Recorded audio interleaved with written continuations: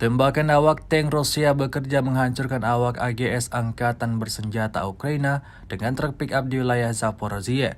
Rekamannya ramai beredar di media sosial Telegram pada Jumat 20 Januari 2023. Dalam rekaman tersebut memperlihatkan detik-detik kendaraan militer Ukraina meledak saat setelah diserang tentara Rusia. Tembakan akurat membakar hingga membuat kendaraan militer itu hancur total, seperti yang terlihat dalam rekaman. Pasukan Rusia meyakini bahwa prajurit yang mengoperasikan tank tersebut tewas seketika, serta kerugian besar dialami pasukan Ukraina kali ini.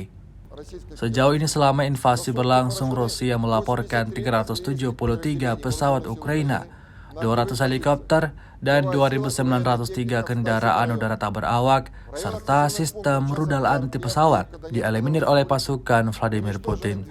Sedangkan dari kubu Kiev, Kementerian Pertahanan Ukraina melaporkan 760 tentara Rusia dieliminir dalam sehari terakhir.